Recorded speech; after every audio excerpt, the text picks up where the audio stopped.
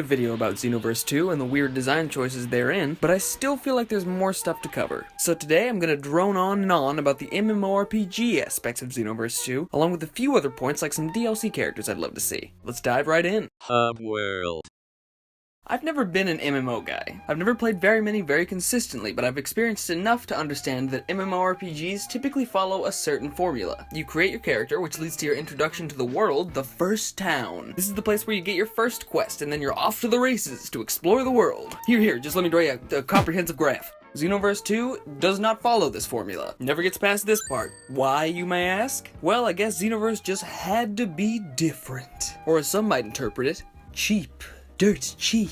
Canton City is a hub world without a game world attached to it, so it kinda just feels desolate and pointless. To break the immersion even more, you're separated from your objective, a la the punching and kicking, by at least 2 loading screens every time. And it doesn't help that these are like the brightest loading screens in the history of video games. Whose idea was it to just make these loading screens a stark white void? All of these harsh disconnects and unnecessary loading screens really throw a wrench in my arbitrary MMO chart. So in the end, Xenoverse's chart ends up looking more like this.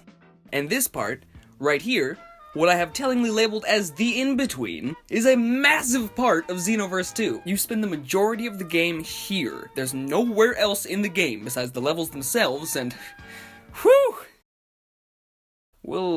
We'll get to those later. In case I haven't hammered my point into the ground enough, running around Canton City and reading words isn't a game. There is no G in this MMORP. When you're not in combat, you might as well be walking through a DBZ-themed terrarium. All there is to do is mill through virtual crowds to take a loading screen to the next punch fest. And as far as I can tell, in Canton City you can only communicate to other players through weird limited messages and like interpretive dance. I get this weird existential fear when playing this game online with people, like what are they thinking? What do they actually want to say? Who are these nameless, faceless flying fucks?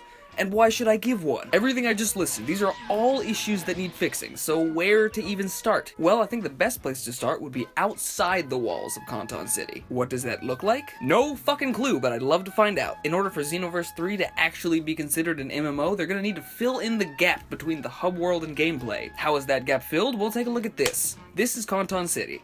This is what needs to be the actual game part of the game! Don't get me wrong, I have nothing against level-based games, and I actually kinda like the weird level-based system that Xenoverse is currently working with, but that's only because I'm a fucking weirdo who likes to waste hours on end grinding in video games for like little to no reward. And that's no excuse for the way they pad out this game with these brief parallel quests. This shit is like 7,000 Riddler trophies levels of ridiculousness. No, if Demps wants Xenoverse to have any real weight as an MMO, they're gonna have to create a world that we can actively explore. You know, like every MMO that's ever existed. Imagine how fun it would be to fly around a vast Dragon Ball sandbox while completing wacky quests, punching random monsters that litter the wasteland, fighting other players you come across, and beating down giant bosses, like Wheelo or some shit. And then after all that awesomeness, after those intense, heart-pumping battles and amazing exploration in the game world, then you finally get to go back to Canton City for some fucking rest and relaxation. That would actually give Canton City some meaning and context within the game. It would be a safe haven from the perils of the treacherous game world.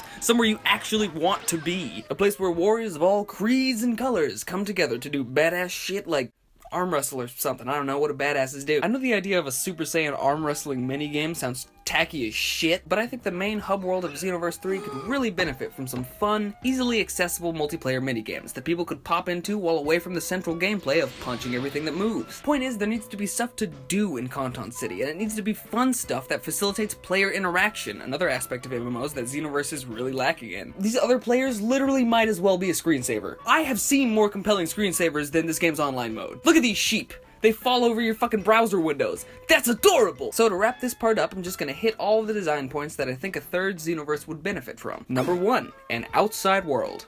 Basically any area of any MMORPG ever made. Toriyama's world is so rich, Demps! Come on! Motherfuckers dive deep! But that means Demps would actually have to create, like, new things, which I guess they can't do. Who wants to dress up as Lord Slug? Who has even ever played as Lord Slug? Number 2, a more meaningful interactive hub.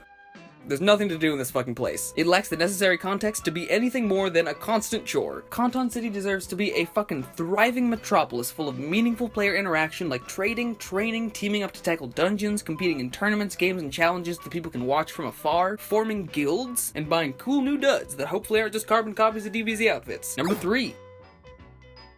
Actually, I guess it was just mostly the 2 points. I thought I had more to say. Environments. Let's start this segment out with a comparison. Take a look at this here. This is Bloodborne. Came out 2 years ago, and it still looks great today, right?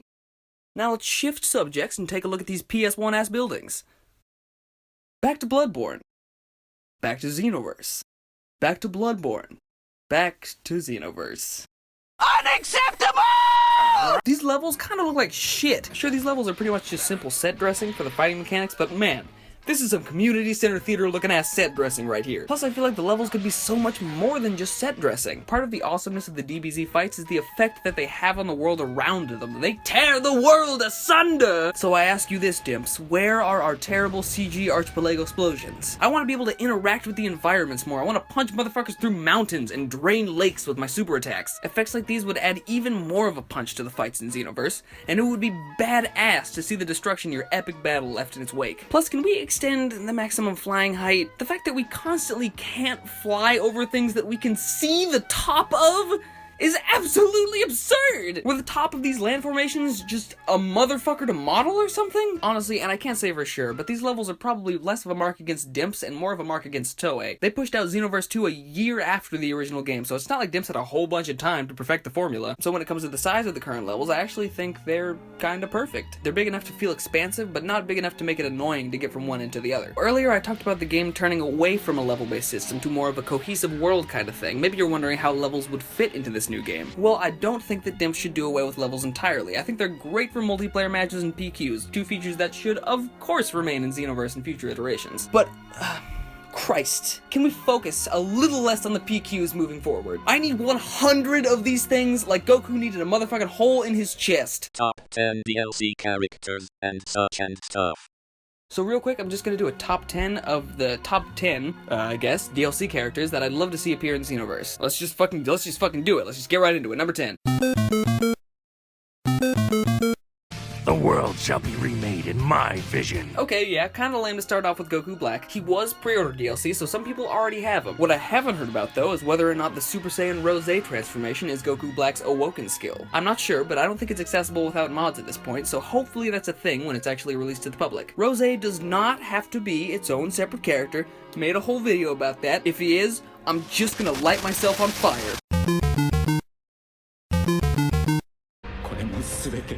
Yes, everybody's favorite whiny baby bitch god is almost certainly going to arrive in the next DLC pack or two, seeing as how one of the main guys behind Xenoverse 2 has publicly talked about wanting to incorporate elements from Dragon Ball Super into the game via DLC. One thing I'm really pining for is for Fused Zamasu to become a part of the Xenoverse roster, complete with an Awoken skill that gives him his gnarly, wacky-ass giant hand. It would be awesome to have an Awoken skill that more heavily changes the way a character fundamentally plays by changing up the basic attacks and shit, and this could be accomplished with Fused Zamasu and his goopy grabby Hulk hand. The caveat of this transformation would be that Fused Zamasu would be stuck with the Hulk hand for the rest of the match once he transformed. It could be a really cool mid-battle tactic to up your damage, maybe at the expense of a bit of speed. Sounds good, I want it. Alright, this one's kind of out of left field. Ever read Sandland? If you haven't, you really should, because it's short and it's awesome. Akira Toriyama wrote it back in 2000, and nobody seems to talk about it, but I love the main character Beelzebub. It would be really awesome to see Dimps pay respect to some of Toriyama's other works. And besides that, I think Beelzebub would just fit right into the roster of Xenoverse 2. Why did Dimps even bother making this awesome-ass design if they weren't gonna let us play as Final Form Mira? Look at this beautiful mane. This heaving bosom! While it's kind of a cop-out to just palette swap the Super Saiyan 4 transformation as a final boss, I really dig the way Mira's final form looks. It seems like they've already at least done some work with the character, so hopefully we'll see Mira's coolest form added to the roster soon enough. I'm assuming Final Form Mira will be his own separate man-lady character and not an Awoken skill for Mira, as I would prefer, seeing as Dimps seems to get rock-fucking hard at the prospect of cutting characters up into little tiny tiny pieces so they can stretch that character select screen to the motherfucking stars. But I guess technically fusion characters like Vegito and Gotenks are actually considered wholly separate entities from the two original Fusees, so I would begrudgingly take Final Form Mira as his own character. Still kinda pissed that he wasn't there from the get-go. Yes, Android 13 is dumb as fuck. Yes, Super Android 13 is dumb as fuck. But DBZ has a knack for making dumb as fuck concepts stick due to awesome design work, and Super Android 13 is no exception. I would main the shit out of 13 if I could transform into a hulking blue rage beast in the heat of battle. Again, like Fused Zamasu, this could be another permanent transformation, locking the player into Super 13 if they so choose. Having them as two separate characters as an alternative would also be super cool in case certain players just want to be the cool blue monster and not the super trucker, unless he has a special attack where he smokes a bunch of meth to stay awake. Instant main if he's got a meth attack. How are you gonna have Deborah in the game, but only in wearable cookie form? How are you gonna do my man Deborah like that? Sure, he wasn't around for long and he didn't really even do much, but I always remember loving to play as Deborah in the earlier DBZ fighting games. He's a simple one-off character with a cool design and no transformations, so I don't think it'd be that difficult to drop Deborah into the roster.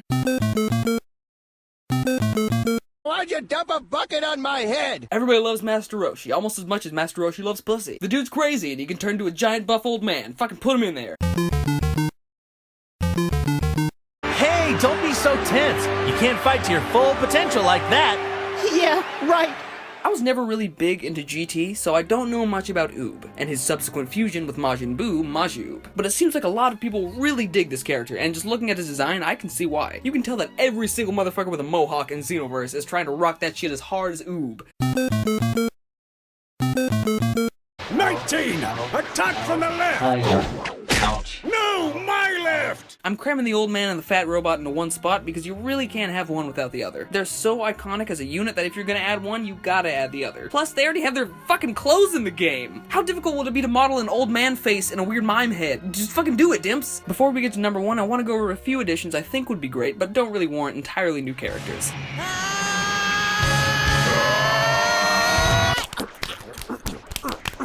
I've recently fallen back in love with Broly due to the recent release of TeamFourStar's abridged Broly movie. So please, throw in base form Broly. I'd love to play as him before he hulks out and goes fucking nuts, but only if his awoken skill actually turns him into Giant Broly. And he has to be voiced by the guy who voiced him in the TeamFourStar movie. You've got a good point. What's your name? Broly. Good point, Broly. I'm not fucking taking him without that voice.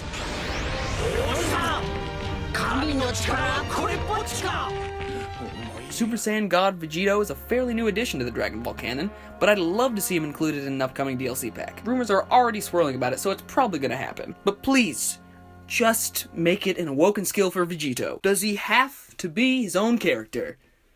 Come on. Come on!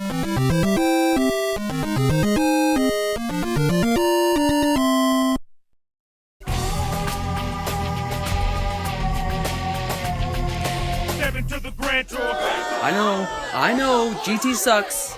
It's bad, but I would just want to take a moment to... stop hitting me with shit! GT is lame, but if anyone ever does have anything good to say about it, it usually revolves around either Super Saiyan 4 or Baby.